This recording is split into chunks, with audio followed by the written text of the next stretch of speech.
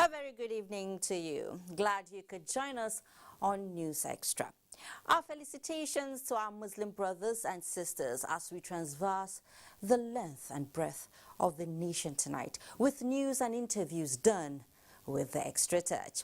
Tonight, Nigerians take advantage of the season of religious celebrations to advocate for peace and tolerance and recipes for national progress, cohesion and development. While ram and oxen have gone by the dozen, they leave behind hides and skin with huge potentials for kit and kin. We have a special on this. Trenches in the trenches. Military commanders feed troops to boost morale in the front lines. Good luck as some inmates are set free in Kano, while Zamfara has great cause to cheer as 100 kidnapped victims regain their freedom. Also on our lineup, an update on key environmental cleanup exercises and efforts to clear out illicit drug traffickers. It is a full package with updates and human angle stories. So let's sail. I am Fatima Umaruba and this is News Extra. I welcome you. Against the backdrop of incessant cases of kidnapping in Jalingo, Taraba State, Emir of Muri Alhaji Abbas Jidda Tafida has charged people of the state to summon courage and complement efforts of security operatives in tackling the menace. The royal father gave the charge in his message as Muslims in the states commemorated the 2021 Eid-el-Kabir. Haruna Adam tells us more. Dressed in colorful outfits, Muslim faithful in Jalingo were punctual to the central Eid ground for the Eid-el-Adha prayer. As the tradition demands, arrival of the Emir of Muri, Alhaji Abbas in Jidda Tafida, heralded commencement of the prayer, which was led by the chief imam of Jalingo, Muhyiddin Muhammad Dinga.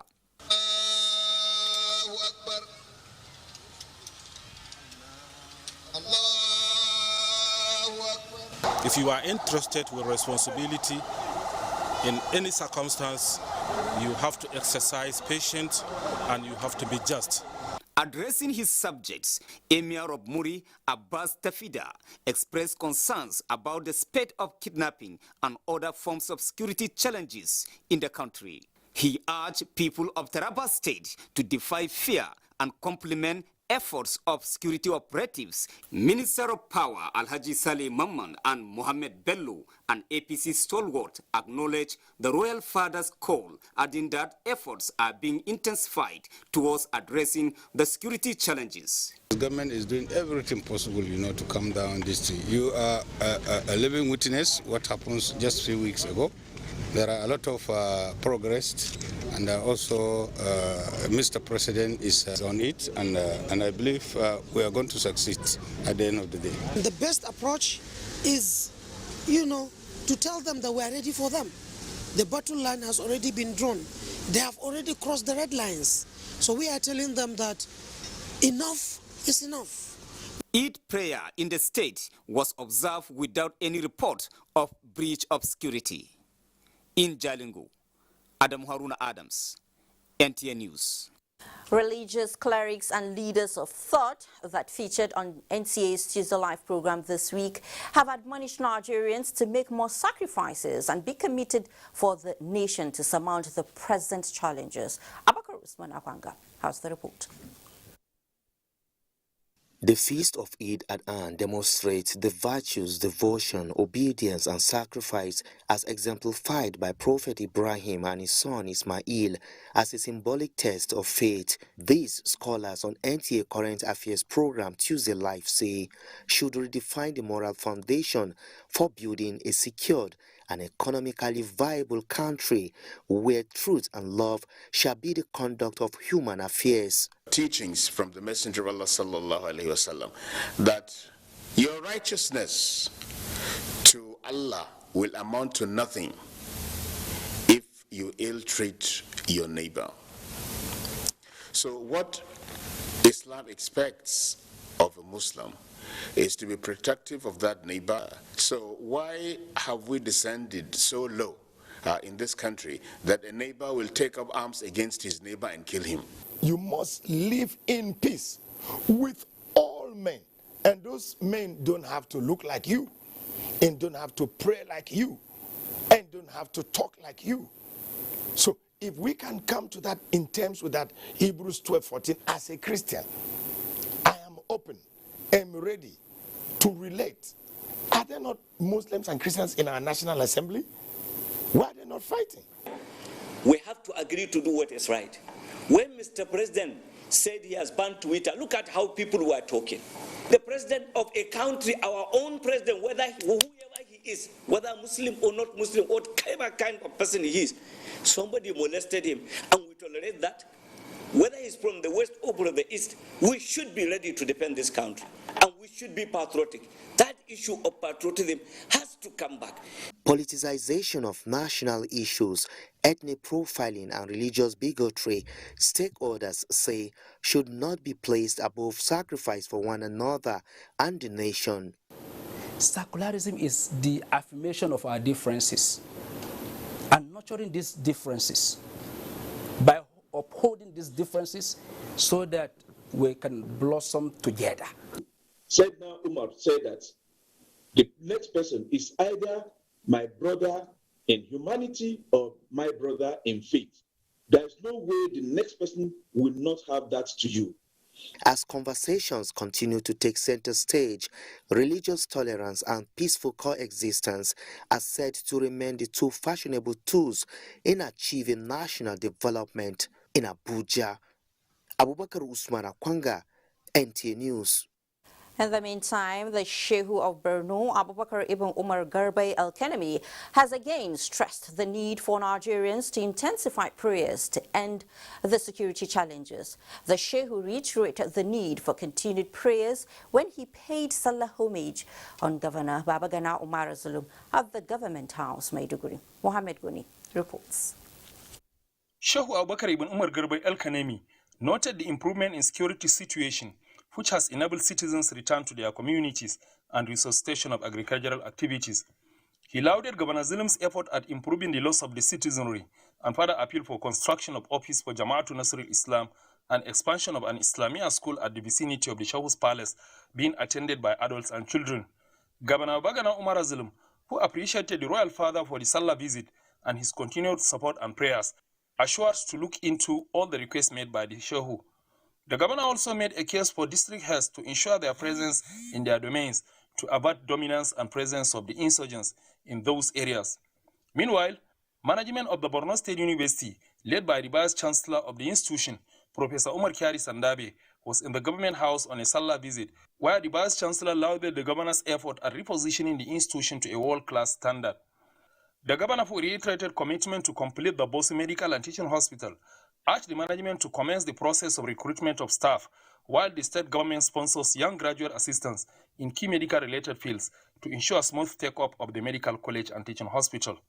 In Maiduguri, Mahmoud Goni, NTA. And the Chief of Army Staff, Lieutenant General Farouk Yahya, celebrated his first Eid-el-Kabir feast with frontline troops of Operation Hadinkai, with renewed commitment to repositioning the Nigerian army to succeed in the northeast theater of counterinsurgency operations. Borno State Governor Babagana Umar Zulum also boosted the morale of the troops with his presence at the Salah lunch. Pauline Kujavana has the details. The Salah feast was simultaneously held in Monguno and Yobe sectors of the Operation Hadinkai, with the Chief of Army Staff attending that of Mimalari Barracks, Maiduguri. It has been a tradition of the Chief of Army Staff to host frontline troops to a dinner every festive period to boost their morale and symbolically identify with them for the unwavering commitment in the counterinsurgency operations in the Northeast. Chief of Army Staff that served me to eat, God will bless Chief of Army Staff. So if you heal, do you intend to go back to battlefield? I'm ready to go back, even now if they can lead me to go. Borno State Governor Professor Babagana Umar Zulum, who graced the occasion with his cabinet, National and State Assembly members, pledged government sustained support to ending the insurgency in the state and appreciated the troops with a gift of 10 million naira. Fundamental issue that we need to promote in order to hasten the defeat of the insurgency is to ensure that the gap between civilian population and the military hierarchy is being reduced. Chief of Army Staff Lieutenant General Farouk Yahya urged the troops to improve synergy with other security agencies to achieve greater results in the war, as he promised to give necessary support to those wounded in action, while the deceased families will be given adequate care. The Eid-el-Kabir festival therefore provides a unique opportunity for us to reflect and redouble our efforts towards fulfilling our constitutional roles of defeating our adversaries and defending the territorial integrity of Nigeria. Theater Commander Operation Hadin Kai, Major General Christopher Moses and his deputy, Major General I.M. Jalo, acknowledged the first feast hosted by the Chief of Army Staff stood out as morale booster, which will revigorate their spirit to crushing the remnants of the insurgents in the northeast. There was entertainment by various performing artists. In Maiduguri, Pauline Kujevana, NTA News. Sorry, morale booster there. Now, Borno State Governor Professor Babagana Umar Zulum has stressed the need for continued partnership between the Nigerian military and state government on deepening social cohesion and building resilience of resettled communities. The governor made the call when he hosted Chief of Army Staff, Chief of the Air Staff and other high-profile dignitaries to a Salah luncheon at the Government House, Maiduguri, the Borno State capital. Mohammed Godi has that. Governor Bagana Umara, who expressed gratitude to the dignitaries for honoring his invitation, said, as communities are being resettled, there is the need to revert the strategies being applied by the insurgents to draw the population to their side. The civil-military relationship is very important. And I'm pleased to inform the gathering that since the Chief of Army Staff have resumed the mantle of leadership, the Borno State government and indeed the people of Borno State are receiving tremendous oppression from the Nigerian army. The governor who noted the continued unity of purpose that exists between the state government and the Nigerian military assured his commitment to sustain the tempo to end the insurgency, and further thank the National and State Assemblies members, as well as the State Executive Council members, Borno Elders Forum, and citizens for their continued support.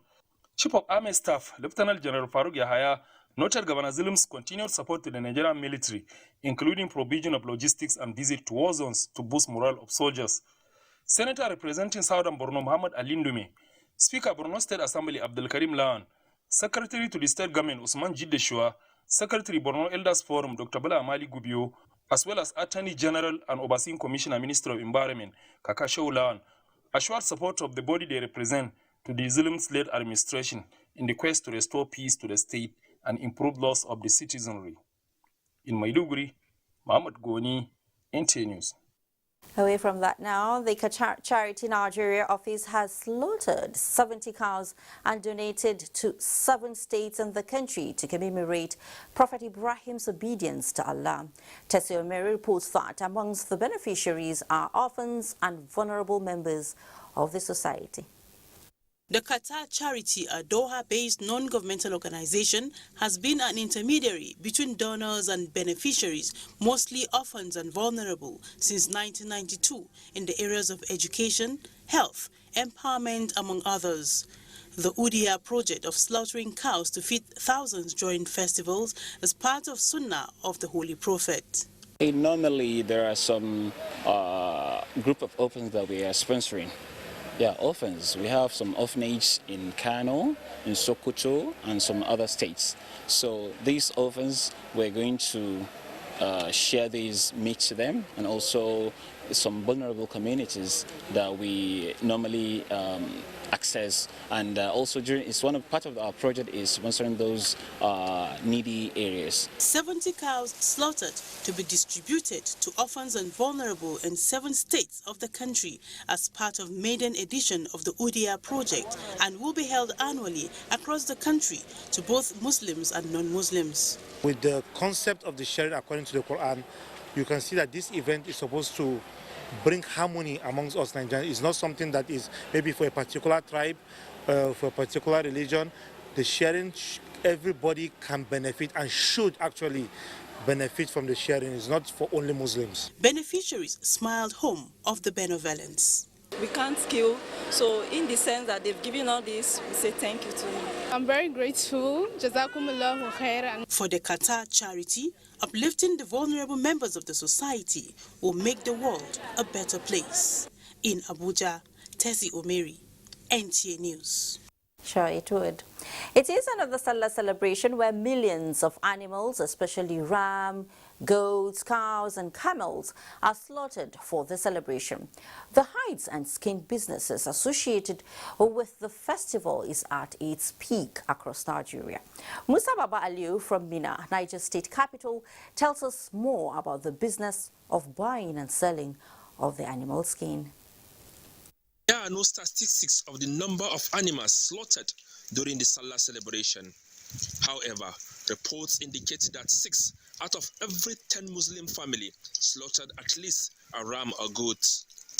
The animals, especially rams, are skinned to prepare the meat for consumption. This therefore makes hides and skin business at its peak during this period. To this end, operators of tanning industry have dispatched middlemen to source and buy skin on their behalf. Here in Mina, Niger State capital, a minimum price for the hides and skin is between 200 to 700 naira. But with the hope that the price at the company will go as higher as 7 to 1,000 naira. I came across this group of middlemen in Boso local government area of Niger State. They told me they came all the way from Katsina State to buy and supply skin for a leather industry in Kano State. Our target is to buy 20,000 pieces of raw skin, but unfortunately, we may not get that quantity this year. As the skin is supplied, they are selected, graded, and treated with salt before transportation to Kano State. Abdullahi Nemina Sarkin Turki is the state chairman hides and skin merchants in Niger State. He decried the drop in the supply of the products this year. Most of the people cannot be able to, they did not be able to meet up to buy the rams, purposely because of, you can see the food stock is, the life entirely becomes, some people that used to buy and share for others, they have not opportunity to do that. And some people that can be able to slaughter about 3 or 4 or 5, they end up of one. Some people that even slaughter one, they cannot be able to slaughter any. So you can see our place like other years, you cannot be able to have space here to stay. But this year you can see the place is almost scanty. Reports across major cities in the northern parts of the country indicate that the number of animals slaughtered last year was higher than this year. From Mina, Niger State capital, Musa Baba Aliu, NTA News.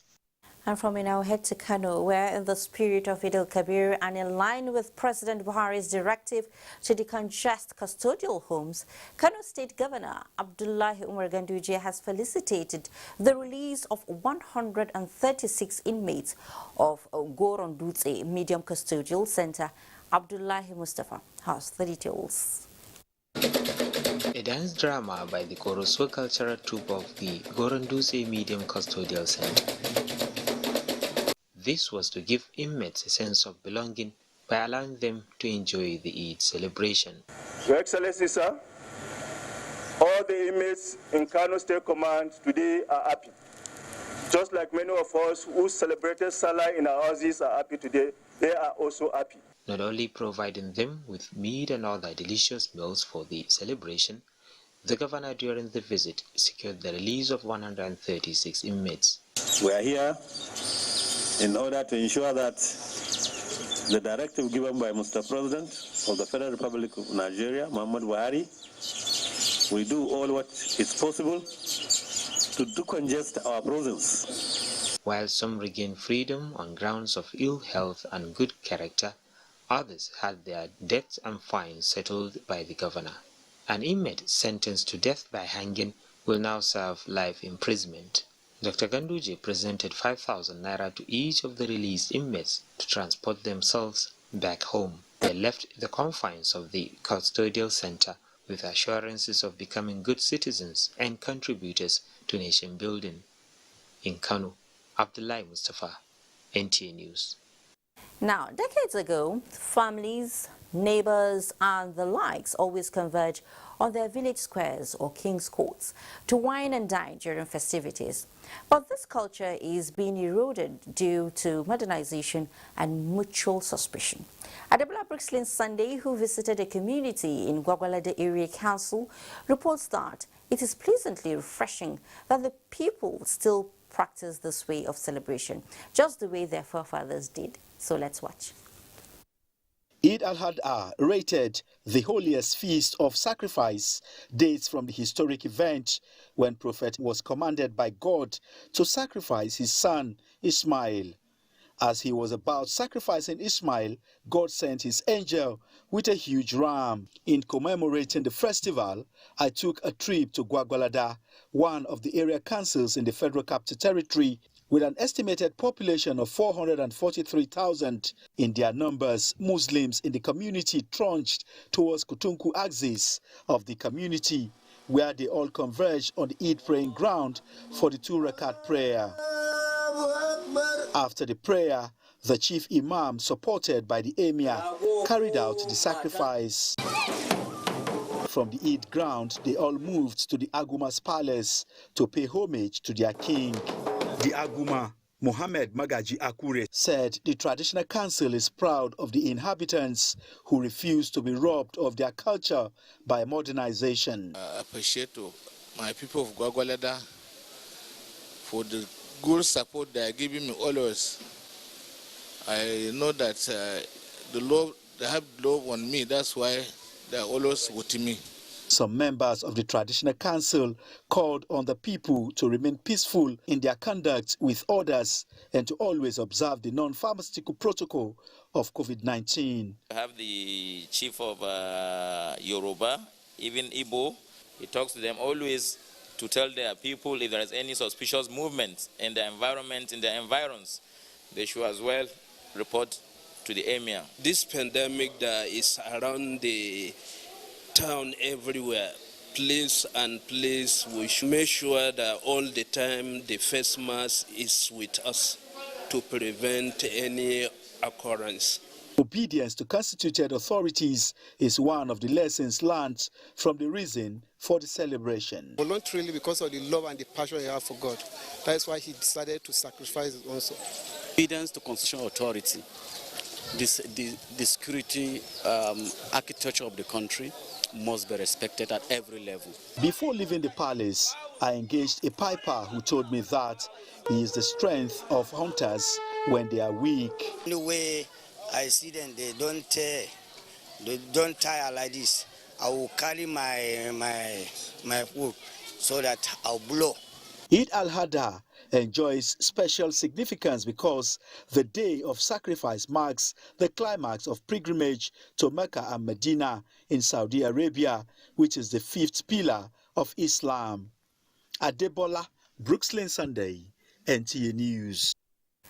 There is a scriptural quote which says, "Love your neighbor as yourself." But the question is, how much love do you show your neighbors even during festivities? How much effect does festivities have in boosting national unity through good neighborliness? Well, let's hear from Oyemi Ajayi. Periods bring people far and wide together to celebrate amongst themselves. Traditional, even faith-based celebrations are not left out with radiant and glamorous appearances of guests and celebrants. But how much do these festivities extol good neighborliness and national unity? Dr. Rajab Naibi, to him, he prioritizes festivities, especially Salah celebration, as opportunity to share and enjoy the moment with friends and neighbors, irrespective of tribe, status, faith, amongst others.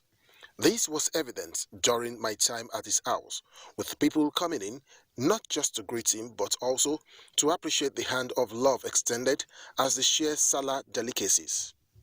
Aside these, some young people were seen with food baskets going out to share some of these delicacies as well. The distance of your neighbor does not matter to you.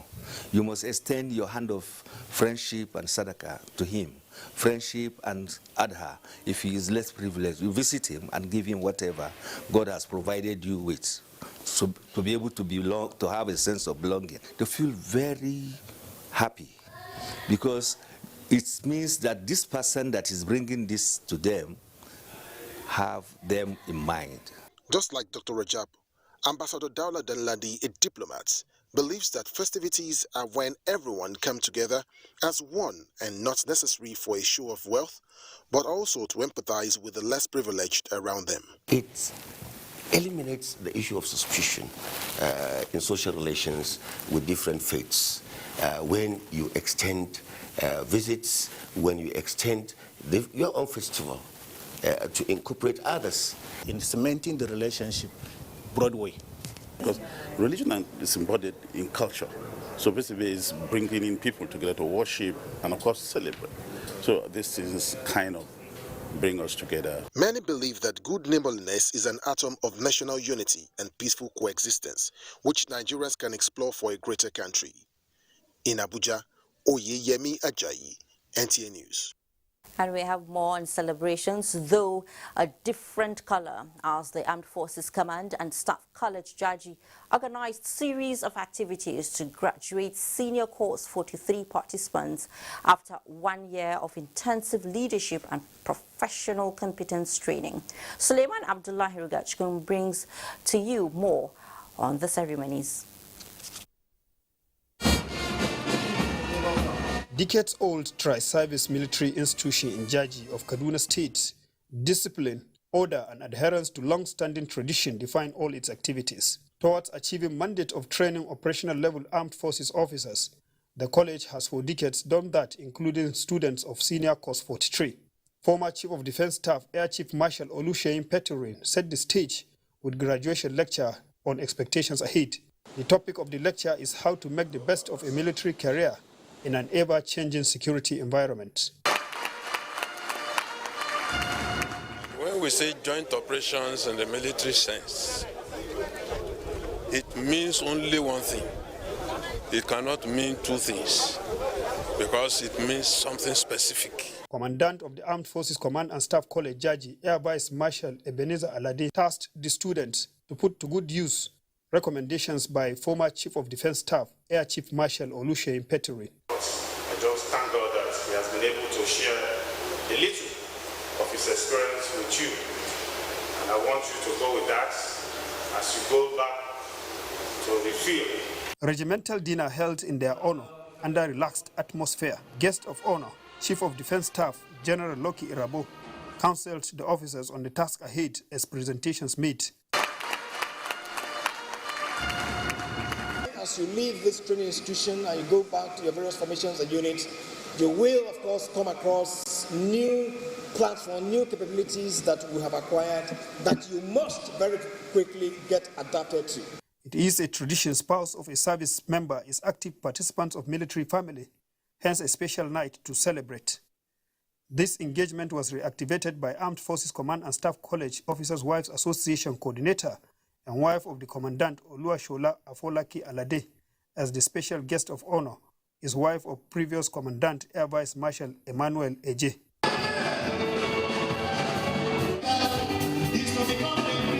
Pet Talk dwell on spouses to be source of encouragement for officers in the face of new assigned responsibilities. Being very careful with the type of friends you keep.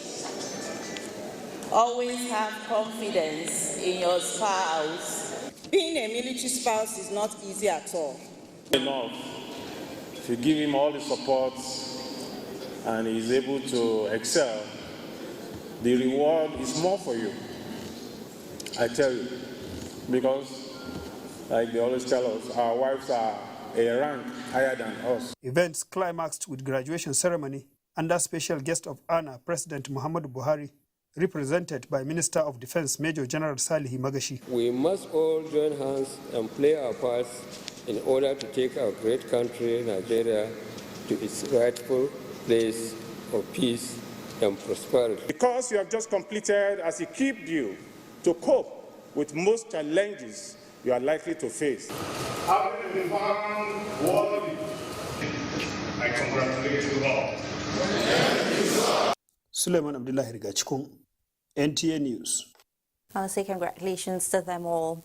Let's take a short break now. When we return, 100 kidnapped victims regain freedom in Zamfara. We have a conversation on this development. There is also good to have you back on News Extra. It might well be seen as a befitting Salah blessing as the Zamfara State Police Command, in collaboration with the State Ministry for Security and Home Affairs, secured the release of 100 kidnapped victims in Maru local government area of the state. The victims, mostly nursing mothers and children, were said to have been released unconditionally by their abductors. Jamilu Ibrahim has more on that. The 100 kidnapped victims, mostly nursing mothers and children, hailed from Mana village in Maru local government area of Zamfara state and had been in captivity for more than 40 days. Their release was secured by the Zamfara State Police Command in collaboration with the State Ministry for Security and Home Affairs, following a dialogue with the kidnappers.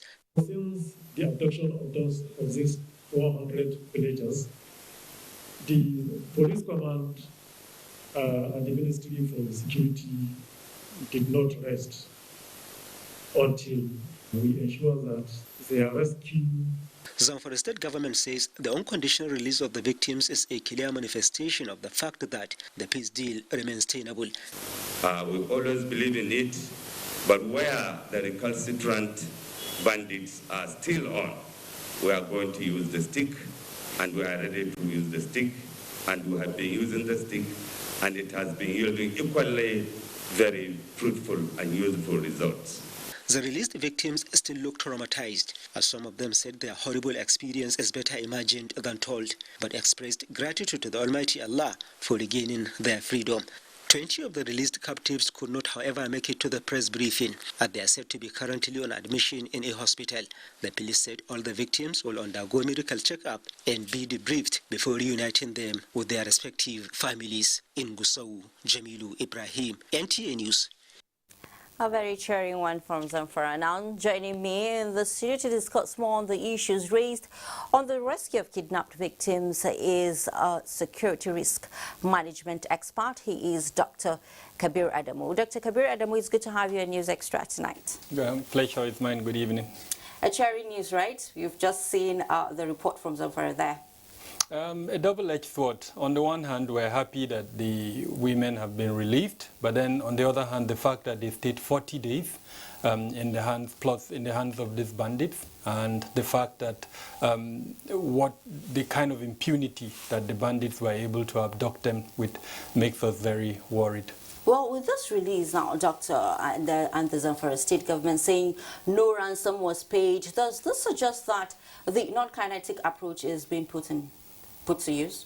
So Zamfara State is pursuing a very unique approach where it says it's doing the carrot and stick approach. And in this instance, it's the carrot approach that appeared to have worked. But the question is, they have said that no ransom was paid. Now, are they referring to financial ransom? Is it possible that they did promise the bandits something in return before the bandits released these 100 women and children? Now, if that is the case, I think the onus is on the Zamfara state to be transparent, to tell the world what they promised these bandits before they release these 100 persons. Now, I'm worried that we don't either wittingly or unwittingly incentivize banditry and criminality. If we go about promising whether it's money or something else, then we are likely to either wittingly or unwittingly incentivize banditry and criminality.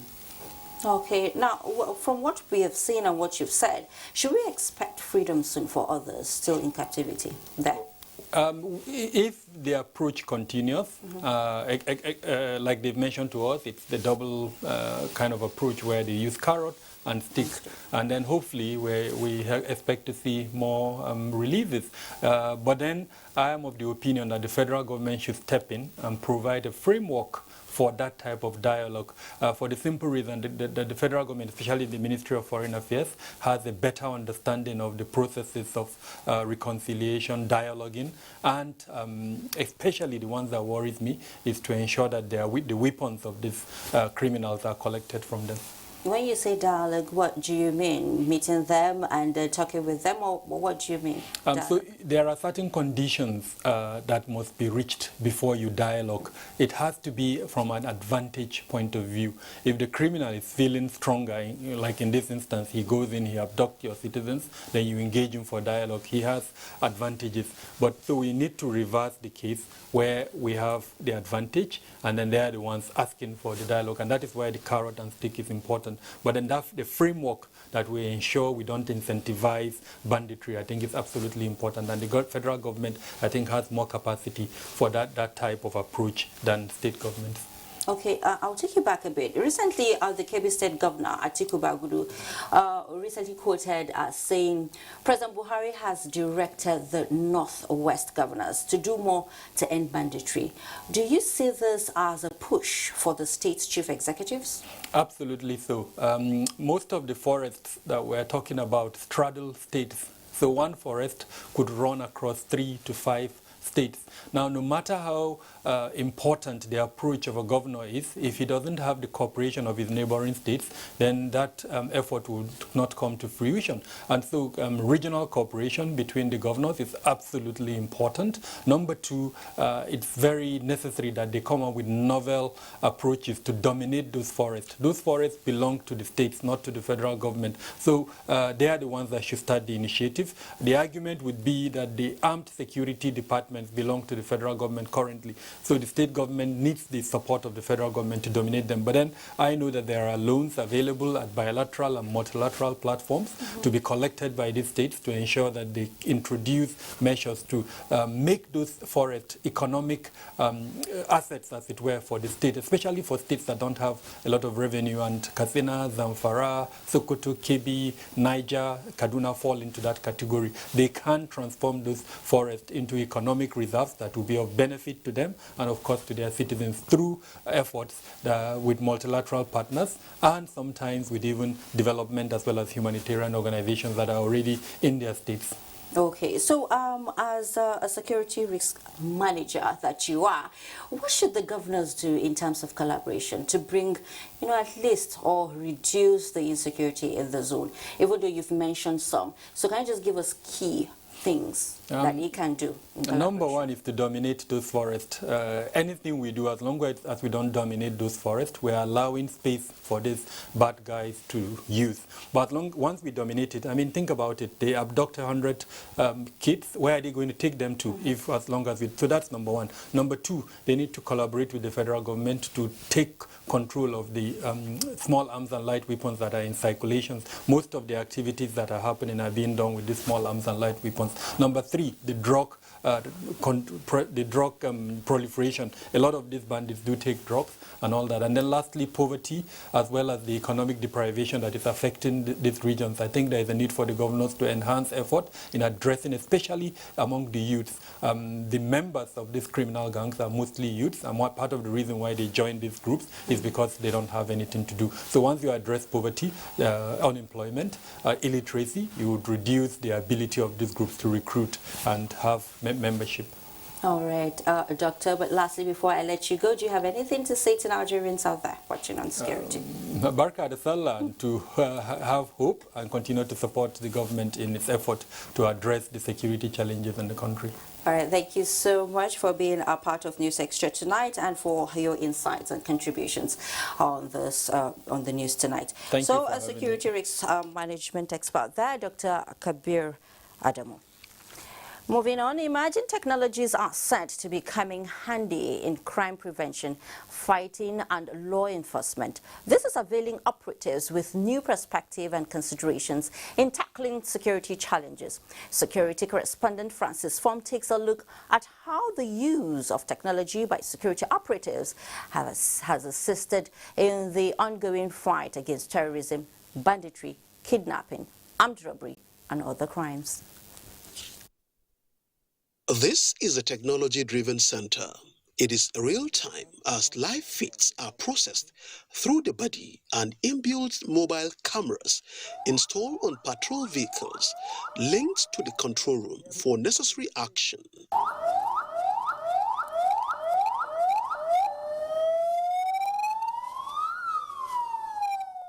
These types of innovations have improved efficiency and effectiveness in the delivery of police services, driving reforms in crime prevention and crime control strategies. So technology is doing a lot for the society in the advancement of the fight against crimes and criminality. Apart from improving your service pride as a police officer, it also improves your safety.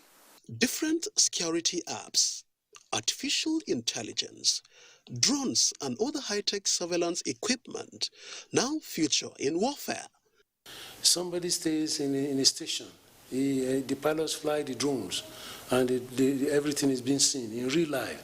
So if there are issues, those who are on standby can be set in to go there and perform the job. Or another drone that is weaponized is sent to send signal or warn those who are there. So you do much within a very short period of time. This application is in 3 segments. 1, reporting, which is your own phone. You download the application on the phone, and in case of any incident, you just click.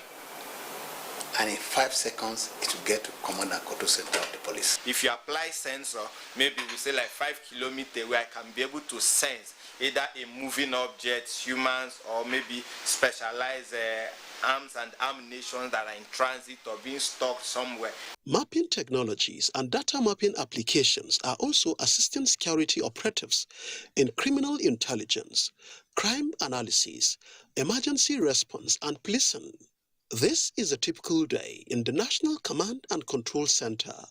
Technology also made it easy for the police to set up the Crime and Incidents Database Center, making it easier to capture demographic biometric of criminal suspects and all persons of interest. We want to stop the kind of scenario we had in the past where a criminal or a suspect who has committed an offense in Sokoto with the name Farouk Abdullahi will travel or relocate to Abuja and then changes his identity. Just as incidents are reported without visiting the police station, the 36 state police commands and the FCT are now linked via a technology-driven center that also monitors activities of criminals on social media handles for necessary action.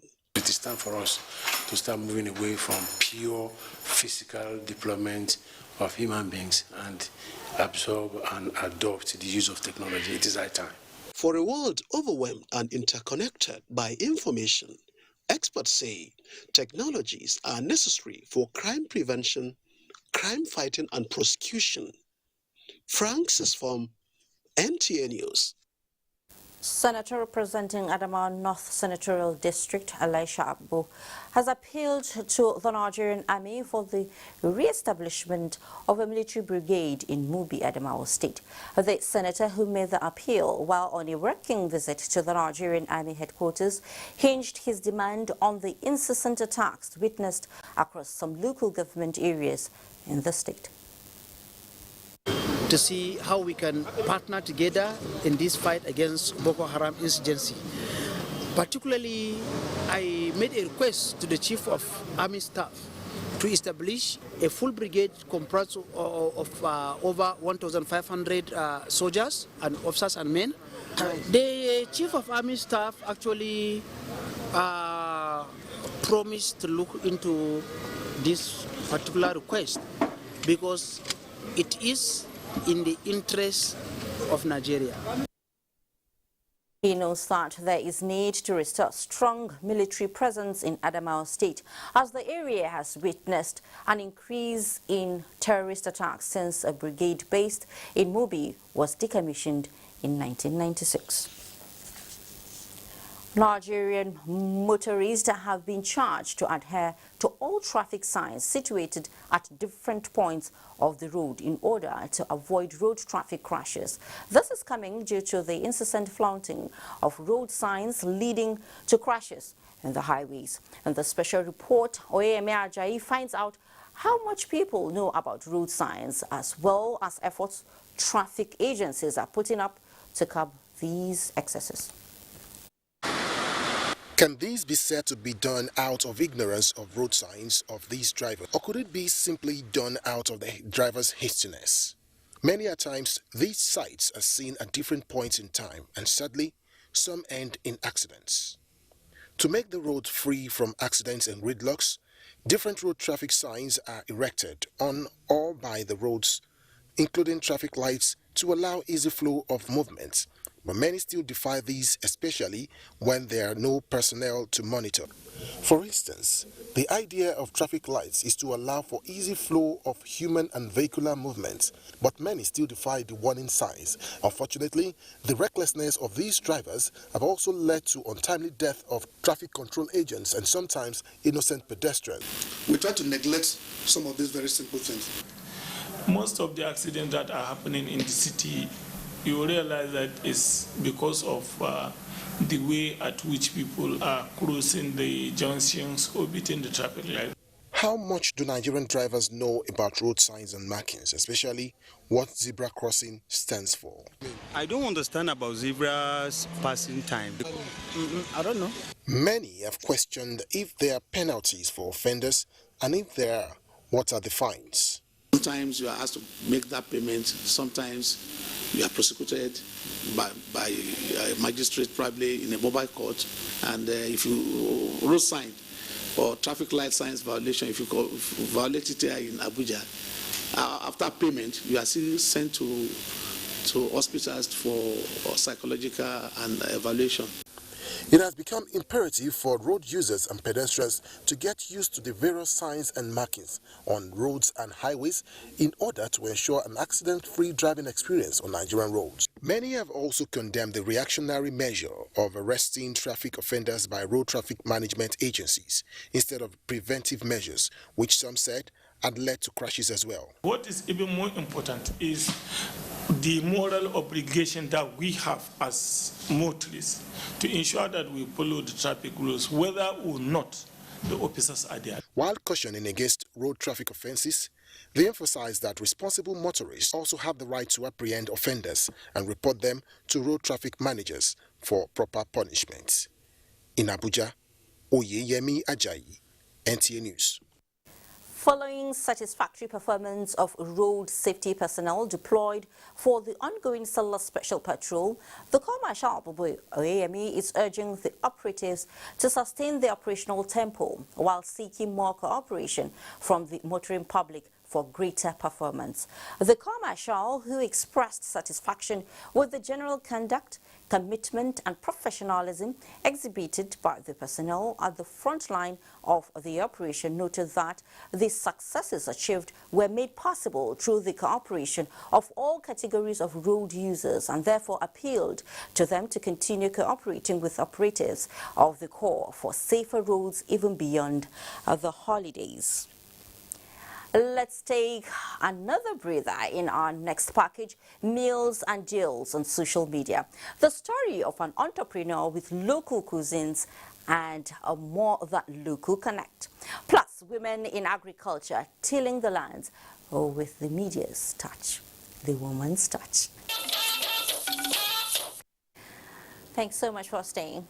Some years ago, her mother was involved in an accident that confined her to a wheelchair for a while, and she had to devise a means to sustain the home and at the same time cater to the needs of the ailing mom. This birthed a revolution that will turn her life around, perhaps forever, leveraging on technology. Leah Katim-Babatunde spoke with Ovayoza Yusuf on the true Nigerian spirit of excellence in the midst of challenges. Circumstances either make Omar an individual. 27-year-old Ovayoza Yusuf ventured into the business world when life happened to her, and with the support of her mother tried her hands first on foods. With food, you can't go wrong. So I started by selling food stuff to make sure I cater for them. She was on wheelchair for years. She was on wheelchair for years. She had an accident that affected her spinal cord. We are just two. So seeing all of that, I had to just buckle up and start hustling sell pure water, sell food stuff and all. And then until she brought the idea of me buying red oil to stop.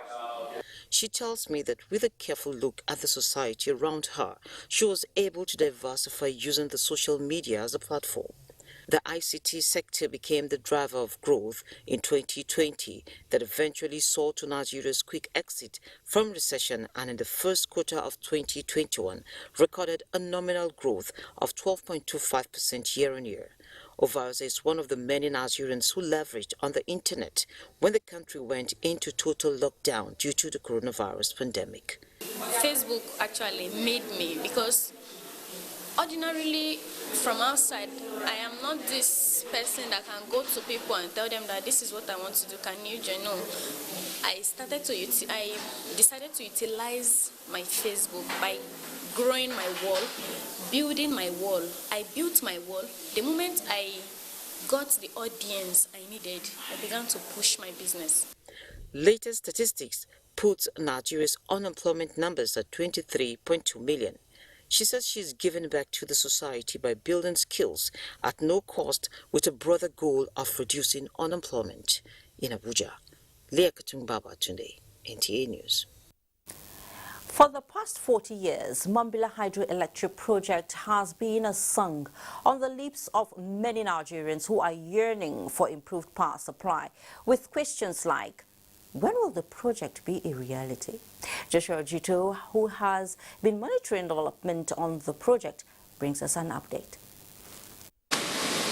Mambila Hydroelectric Project, Nigeria's biggest proposed power infrastructure, on the drawing board for more than 40 years, with initial capacity to generate 3,050 megawatts of electricity to be added on the national grid. However, hope rises for the project under the present administration, with agreement signed with the Taraba State government for the acquisition of land, survey and demarcation completed, while the federal government team engages China for funding of the project. We have been able to rescope the project. We are waiting for formal approval to go ahead, communicate this formally to the various stakeholders of the project. Beyond the Chinese, we have a lot of other interest groups all over coming so that we can get to reach financial close with them. With 85% funding expected from the China Export and Import Bank, the project has been redesigned to generate 1,500 megawatts as against the initial capacity of 3,050 megawatts in order to attract adequate funding from the lenders. Mambila project, as I always said, first and foremost, it has been rescoped. Any moment from now, we're waiting for Mr. President approval. Have submitted our proposal, and he has given to NSIA to review, and also to scope, because they want to provide the local content, the money to start the project. Here in the National Assembly, we are ready and willing to support the executive arm of government in this infrastructural projects that will enhance the welfare and impact positively on Nigerians. Expectations are high among the host communities as they eagerly await mobilization of contractors to site for the decades-long project to be a reality. We, the host community, should be carried along. Sardauna and Kurmi local government councils of Taraba State are the catchment areas for the project, expected to boost the nation's power supply. Joshua Ojito, NTA News. Thank you so much, Joshua. Now we head to Port Harcourt, where a 1,000-bed space hostel at the permanent site of the University of Uyo, Uni-Uyo, is to be completed and commissioned in the next 2 weeks. Interim Administrator, NDDC, Efyong Akwa, gave the assurance while inspecting the final phase of the hostel project. Osinachi Abraham has the report. The project is to assist University of Uyo to accommodate more students in line with the new normal of social distancing, thereby avoiding community transmission of COVID-19. The hostel, designed to meet world best practices, is said to be the first in the country. Efyong Akwa and his host, Vice Chancellor, University of Uyo, Professor Nyeudo Ndeyo thanked President Muhammadu Buhari for directing the immediate completion of the project that was abandoned 15 years ago. This is a fantastic project. This is also going to help the university to manage and the whole country to manage the COVID-19 pandemic, because by the time we withdraw, the spaces are so many, we have ample spaces. It is going to be a unique hostel first in the country. Looking at the facilities on ground, what will be brought in here, there's no doubt of the fact that we will produce many first class and 2-1. Because when you have comfort in the hostel, sleep with your 2 eyes closed, have way to exercise and all that, you'll be a total student. The model hostel has a 500-bed space for male and another 500-bed space for female, with state-of-the-art facilities. According to the project engineer, the facility has a lifespan of over 50 years. From Uyo, Osinachi Abraham, NTA News. The Minister of Aviation says the establishment process for the new private sector-led national carrier is still on course, with third quarter of the year 2022 as the target date for commencement of operations. The report. The Legacy Awareness and Campaign Group, in a statement by its national coordinators, Saliu Mohammed Lukman, Director General, APC Governors Forum, and Ismail Ahmed, National Youth Leader, APC Caretaker Committee, recognized major highlights of the Buhari administration in the aviation sector, with the aim of transforming it in terms of safety, infrastructure, and economic viability. The APC Group said successes in the sector include the processes to establish a national carrier, development of agro-allied cargo terminals, concessioning of the major international airports, establishment of maintenance, repair and overhaul center, establishment of an aviation leasing company, development of Aerotropolis, establishment of an aerospace university, designation of 4 international airports as special economic zones, upgrade of Accident Investigation Bureau and the Nigerian College of Aviation Technology. The APC Legacy Awareness Group said to mitigate the negative impact of coronavirus pandemic on the aviation sector, the federal government in 2020 released the sum of 5 billion naira in bailout funds, which was shared amongst airlines, ground handling companies, travel agencies, flight catering services operators, and other stakeholders. The group acknowledged that, like in the roads, rail, and ports, Nigeria's aviation industry is undergoing a revolution in terms of unprecedented investments in infrastructure and capacity building under the watch of President Buhari. In the wake of the climate pandemic, any effort to restore lost flora and fauna of the ecosystem is often received with great relief. The degree of environmental pollution in Nigeria's Niger Delta region, many say, is a litmus test for the capacity of government to provide this relief to the people. And if the successes recorded by the present administration in Ogoniland are anything to go by, then on Onenge Fine Face reports, hope is on the horizon for the remediation and restoration of all hydrocarbon polluted areas in the country. Onenge, please break it down. Decades of oil exploration in the Niger Delta resulted in hydrocarbon pollution of several communities in the region. In 2011, the United Nations Environment Programme, UNEP, released its Environmental Impact Assessment Report on Ogoniland. The report indicated massive hydrocarbon pollution and contamination of soil and groundwater that would take 30 years to clean up. Not much was done to remedy the situation until June 2016, when the present administration officially flagged off the cleanup exercise in Bodo, Gokana local government area of Rivers State. Cleanup of this land will require change on the part of all those who deal with the Niger Delta environment, particularly the oil companies and our communities. The tempo of activities for this assignment increased when my cabinet was constituted.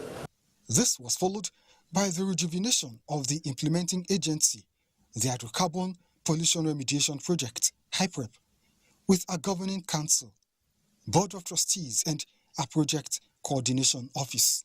With the mandate to clean up polluted sites, stop further pollution, provide clean water, livelihood support, and health assessment of affected communities, HYPREP swung into action. In only a few years, HYPREP recorded major milestones in the cleanup. 17 sites have so far been restored, certified and handed over to the federal government and affected communities. Contracts for additional 36 sites have been awarded for remediation and groundwater assessment, out of which 9 sites have been remediated, while the water assessment has been completed. At its meeting held on 3rd March 2021, the Federal Executive Council approved the award of contracts for 6 water supply schemes at the total cost of about 6 billion naira to facilitate the provision of potable water to the impacted communities in Ogoni land. And we're planning to roll out 8 more projects on water, and that will cover a very essential part, a large part of Ogoni communities. The project is not so much just cleaning up, but also about restoring the livelihood of the people of that area that have been without good drinking water, without good soil for agriculture. Plans are underway to carry out mangrove restoration projects to clean 1,000 hectares of polluted mangrove in Ogoni land in 3 phases. Onengiye Fine Face, NTA News. If hitherto you were one of those who held the view that farming is more of a man's thing, then erase it fast, as more women are taking the farming activities. Let's go to Plateau State, where Saadat Mohammed Kafa has a special report. In days, farming was purely for human consumption with local tools. However, farming became a business with the introduction of modern techniques for higher yield, attracted more women into agriculture.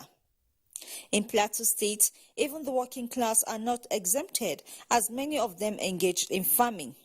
With government drive towards creating food sufficiency, women in Plateau State have no doubt taken the bull by the horn by venturing into small and large-scale farming for business purpose as well as consumption. The acquisition of large portion of land for farming by some women in Plateau State is a step further to achieving food revolution in the country. Before women they go farm on only men, but now because of the wahala, everybody don't enter farming. Personally, I joined farming as a passion, and I discovered that it was supportive to my family, and I continued. If you go market now, things they cost for market.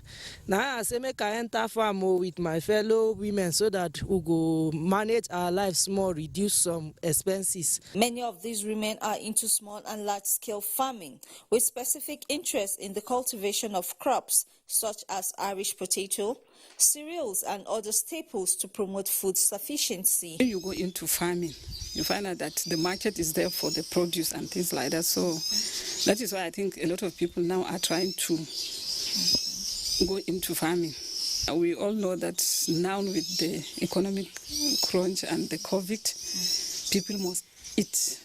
They, however, called for early release of farm inputs to boost agricultural activities. In Jos, Saadat Mohammed Kafa, NTA News. Strong women with the Midas touch. You're watching News Extra on the NTA. In the next segment, local language is not aging well as educationists harp on preserving our local dance. Great to have you back. Sequel to the resurgence of violence in some communities in Plateau State, the State Interreligious Council has called on religious and traditional leaders to fish out bad elements perpetrating evil in the state. This was at an emergency meeting in Jos. Indeyang and Yabagyang reports. The emergency meeting was summoned to discuss possible ways of restoring lasting peace to communities in the state. Participants described as unfortunate the destruction of farmlands, livestock, and wanton killings. As a result, they called all security operatives to make frantic efforts to identify the suspects and disarm them for sustainable peace. We are calling on this council to intervene by way of adopting the normal, non-kinetic approach in sensitizing the people and drawing their attention on the need to observe all the normal protocols that are involved both in crop farming as well as pastoralism. We must be realistic. We must be open and honest to one another.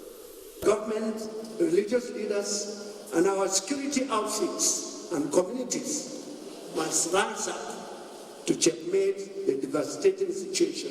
The council says, henceforth, security, community, and traditional leaders will be held responsible by government for any destruction of lives and property in their communities. In Jos, Indenyan, and the Abajang, NTA News.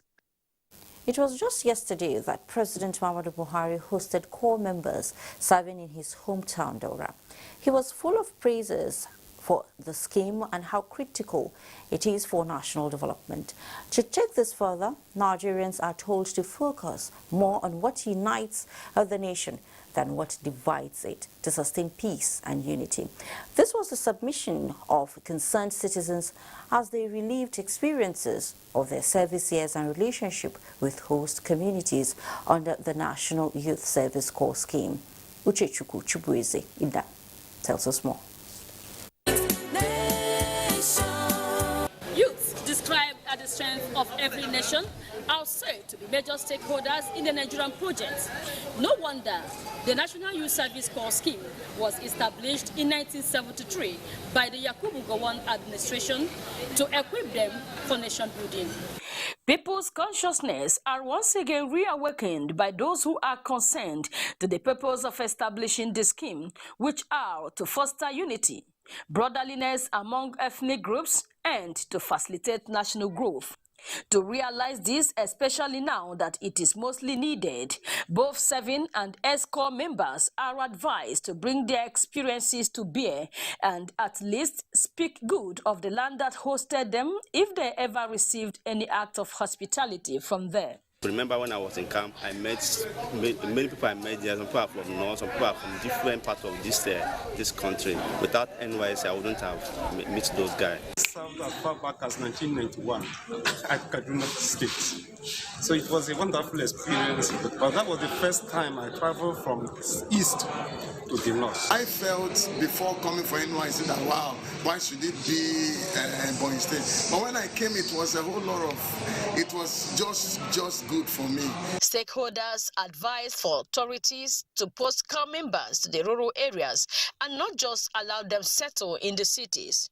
Also, host communities are expected to be accommodative and hospitable for proper integration. The integration should really be at the village level. So most posting should be to the rural area. Perceptions from my friends and my parents that they do certain things in their brain, like eating people and other ills, but I was open-minded about the whole thing, and then I wanted to see for myself if that's true. And so far since I've been here, it's been absolutely otherwise. People have been warm, it's been good. Before you believe people and what they say, you have to see things for yourself.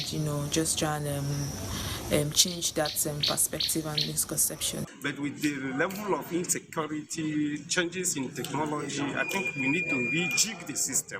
Considering the common enemies facing the country, such as banditry, kidnapping, agitation for secession from some quarters, many believe that there is no better time for the youth to answer the clarion call as preached in the National Youth Service Corps scheme than now. In Abakaliki, Uchechukwu Chibezidam, NTA News. Although there are numerous Nigerian indigenous languages, it is worrisome that some of them are gradually going extinct. In fact, education is saying rejuvenating and preserving native dialects should be a priority, as it will also, to a large extent, promote cultural heritage of the country. Charity James reports. Nigeria is a multilingual country with various ethnic groups. Research has shown that Nigeria has about 515 indigenous languages, although some of the languages have not been documented.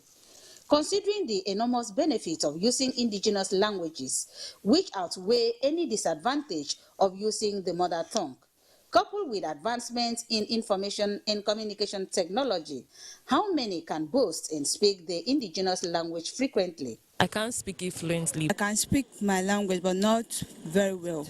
No, I cannot speak my language. I can speak my dialect very, very well. Considering the situation of the country's indigenous language, it is obvious that many Nigerian languages are highly endangered, while some are going extinct, with consequence being death of Nigerian culture and identity. This is just a situation of macro ethnic nationalism and macro ethnic expansionism. So each one trying to develop so much that it eclipses the existence of the other. Linguistic experts who blame this on some parents and schools who refuse to make indigenous languages their communication and learning tools advise Nigerians to make indigenous language their children's first language in families, while also using ICT that can enhance learning and preservation of indigenous languages. Our native names are very meaningful, you understand? So we must try to give our children our own names. We must also try to teach them our language. Let them speak this language with us. Let them communicate with them in the local language. Encourage people to pray to God in their languages. Children learn more. They learn better through their own mother tongue. Our indigenous languages are our pride. Speak it and harness it for promotion of Nigeria's culture and identity for development. In Uyo, Charity James, NTA News. You said it all, Charity. Let's talk health now. It has been 40 years since the first reported case of HIV was diagnosed. Since then, researchers have been working on HIV and AIDS, all thanks to them. A positive HIV test no longer means a death sentence. Just as the world was grappling with one of the worst pandemics in human history, another pandemic came up with a far more devastating effect on the health system and healthcare delivery for HIV and other related illnesses. In a matter of months, scientists developed the COVID-19 vaccine, and this led to questions. Why 40 years on and there is no HIV vaccine? Basi Ita Ikwan, who is participating at the 11th HIV Scientific Conference from Nigeria, reports that researchers at the conference have answers for this and many more issues on HIV and AIDS intervention in the face of COVID-19. COVID-19 is said to have posed innumerable health, economic and social challenges for all, including people living with HIV. Experts say it has exposed the fragility of health systems around the globe and has diverted political attention and funding from other infectious diseases like TB and HIV. Researchers at the 11th International IAS Conference on HIV Science, holding virtually from Berlin, discussed the tale of the two most recent pandemics in the world history. We have new opportunities to adapt and enhance COVID-19 approaches and sustain global attention and commitment to prioritizing public health. HIV cannot be compared to SARS-CoV-2 in structure and complexity. One point is clear. With political will, we can achieve more in the fight against HIV and AIDS. The work that is put into, at this point, albeit as yet unsuccessful, in developing a successful HIV vaccine has really opened the door to a spectacularly successful set of COVID-19 vaccines. This is a very clear-cut example of decades of investment in research in HIV has played a major role in the success of the development of COVID-19 vaccines. I sought to know Nigeria's situation on some issues rest at the World HIV Conference. Here in Nigeria, the two are helping each other. What I mean here is that what we were doing before COVID-19 is a multi-sectoral approach to control the HIV epidemic, which has been working. And when COVID-19 came in, we applied the same multi-sectoral approach to contain COVID-19. And I'm happy Nigeria is one of the best countries today that have done extremely well on COVID-19 and has done exceedingly well in the last 3 years on HIV. on the newly researched long-lasting HIV preventive and treatment measures. The NACA boss has this to say. Some people may like the injection because of its convenience, and before we make it available for people to use, we want to study available data, and this is what we are doing now. We're looking at available data that have been generated elsewhere to make sure these are safe. It is a tale of two pandemics, experts say. One must not be forgotten for another. Basi Taikpan, NTA News. From health to sports, Egypt last week defeated Libya by a lone goal to win